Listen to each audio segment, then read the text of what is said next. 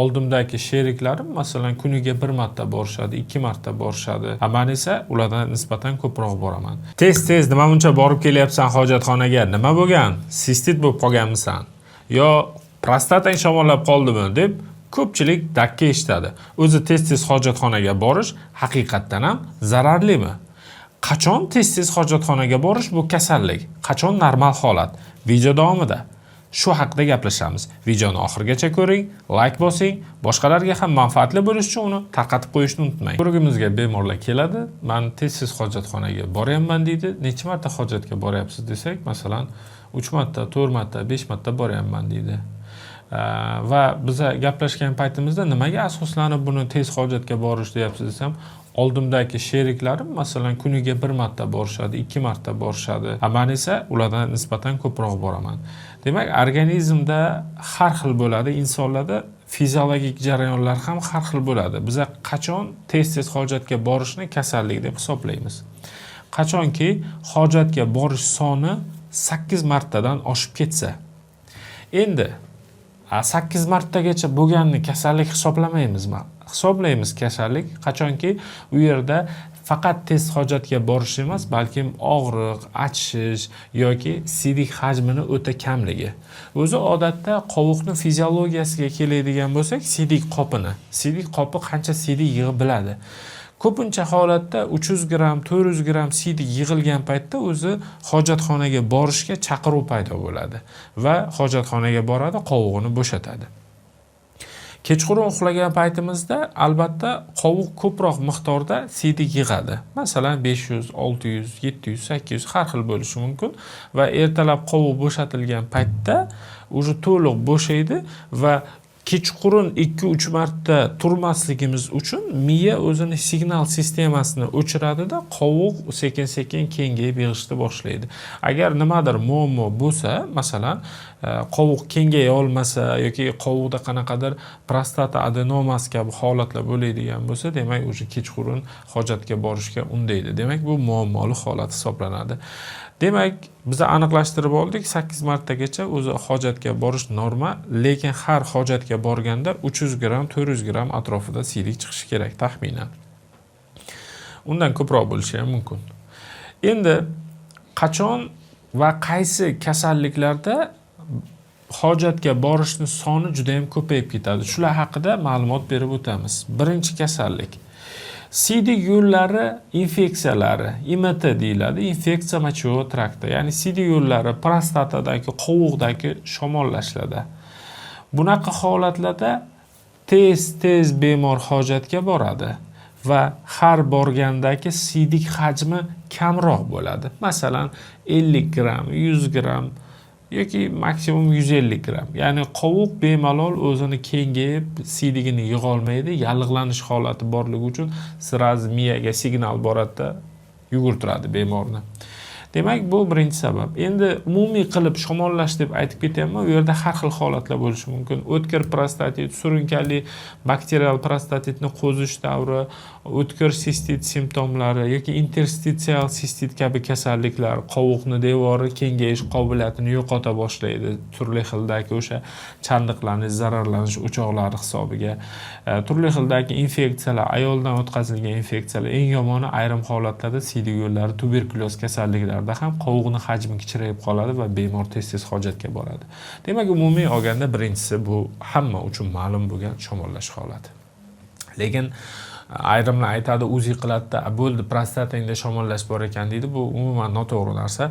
Siydik yo'llaridagi shamollash UZIga qarab hech qachon diagnoz qo'yilmaydi. Shularni yodlaringizdan chiqarmanglar va UZIga qarab hech qachon bu davolanilmaydi. Ikkinchi holat ichki a'zolarning kasalliklari. Masalan, oshqozon osti bezi. Oshqozon osti bezining qanaqa kasallik bo'lishi mumkin? Insulin ishlab chiqarish bilan bog'liq muammo yoki insulinga rezistentlik bilan bog'liq muammo. Ya'ni bu qandli diabet, sahrli diabet deyishadi, qand kasalligi. Birinchi tip, ikkinchi tip. Bunda nima bo'ladi? Organizmda qand miqdori oshadi, glyukoza ko'tariladi va glyukoza buyraklar orqali chiqarila boshlaydi va o'ziga qo'shimcha suvni biriktirib oladi. Bemor chanqash holati, ya'ni chanqash hissiyotini sezadi, ko'p miqdorda suv ichadi va ko'p miqdorda hojatga boradi. Lekin degan joyi bor. Har safar borganda 300, 400, 500 siydik miqdori ularda ko'p bo'ladi. Ya'ni tez kam bormaydi. Lekin ayrim holatlarda agar diabetik polineuropatiya bo'lib, ya'ni boyagi qovuqqa boradigan, siydik yo'llariga boradigan nervlarni jarohatlanishi kuzatiladigan bo'lsa, ayrim holatlarda bu bemorlar hojatga kamroq borishi mumkin, lekin siydik qopida siydik qolib ketaveradi. Ya'ni qovuq shol holatga tushib qoladi. Demak, boshlang'ich qandli diabet davrlarida xuddi shunaqa ko'p hojatga borish ro'y beradi. Endi yana bitta kasallik bor, qandsiz diabet degan. Nesaxarni diabet deyiladi. Vazopressiya antidiuretik gormon bor. Buyraklarda suv ajralayotgan, ya'ni siydik ajralayotgan paytda ma'lum bir organizm uchun kerakli qismi so'rib olinadi. Ya'ni shunaqa qilib yaratilgan. Mana shu gormonlarni ishlashida muammo bo'ladigan bo'lsa, ya'ni o'sha organizm uchun kerakli suv so'rib olina olmaydi va juda ham ko'p miqdorda chanqash bo'lib suv ichadi, ichgan suv polnotsenni hammasi chiqib ketaveradi. Bunaqa bemorlar bir kunda kerak bo'lsa 6 litr, 7 litr, 10 litrgacha suv ichib yuborishi mumkin. Xo'p, demak bu ikkinchi asosan tez uchrab turuvchi holatlar. Uchinchi holat. Ayrim holatlarda tez hojatga borish bu yolg'on, maskirovka bo'lishi ham mumkin. Ya'ni buyrakdan tuzlar, toshlar ko'chayotgan paytda qovuqqa yaqin keladida, qovuq devorini qitiqlaydi. Va buning natijasida odam o'zida xuddi sistitga o'xshagan belgilarni sezadi, tez hojatga boradi. Buni aniqlashning qanaqa eng oson yo'li, ya'ni urolog shifokori ko'radi, boshqa klinik belgilari, ultratovush tekshiruvlar orqali xulosa qilib, mana shunaqa holat bo'lyapti ekan deb aytib o'tadi. 4-sabab nevrologik kasalliklar. Nevrologik kasalliklar ichida Parkinson kasalligi. Bundan tashqari orqa miya nervlarini zararlanishi bilan bog'liq bo'lgan kasalliklar. Hatto ayrim holatlarda bel churrasida ham shunaqa holatlar kuzatilishi mumkin. Va yana shunaqa holat borki, neyrourologiya degan soha bor.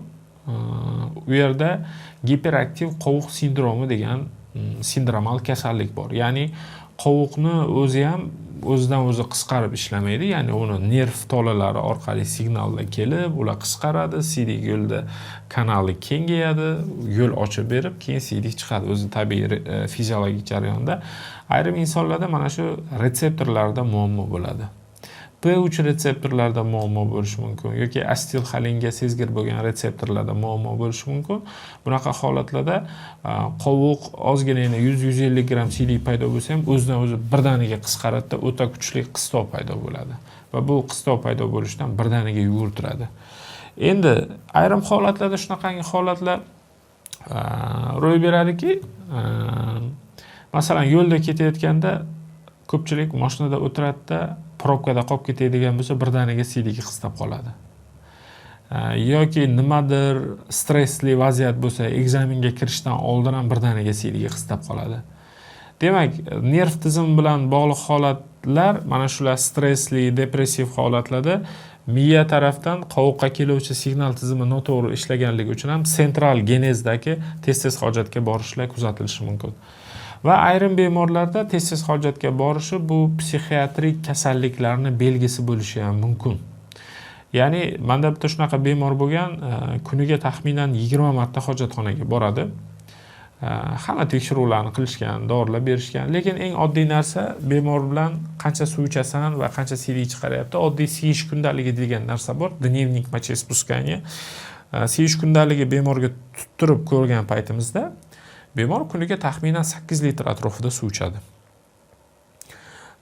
Bemorda hech qanaqa qandli diabet holati ham yo'q, qandsiz diabet holati ham yo'q, faqat bemorda shunaqa psixogen muammo bor, ya'ni psixogen polidipsiya degan. Suv ichaveradi, keyin u avtomatik hojatga borish kerak. Masalan, bunaqa bemorlarni urologik muammosi yo'q deb hisoblayman. Ularda asosan muammo miyada, ya'ni uni psixogen holatini psixiatr ishlab to'g'rilab bersagina uni siyishi joyiga keladi.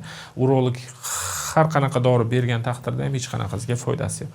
Demak, tez hojatga borishni mana yuqorida sanab o'tganimizdek, o'ta turli xil ko'p sabablari bor. Mana eng asosiy 5-6 sababni sanab o'tdik. Agarda sizda ham xuddi shunaqa siyishga tez borish holati ro'y beradigan bo'lsa, birinchi navbatda siylikda hajmiga e'tibor berish kerak, qancha miqdorda chiqyapti. Ikkinchi navbatda yuqoridagi kasalliklarni istisno qilish uchun albatta urolog ko'rigi zarur hisoblanadi. Ya'ni aniq tashxis diagnostikasini belgilash uchun. Agar sizda yuqoridagi muammolar kuzatilayotgan bo'lsa va unga yechim izlayotgan bo'lsangiz, pastdagi raqamlar orqali Telegramdan yoki telefon orqali aloqaga chiqing. Albatta bu kasallikda biz sizga yordam beramiz.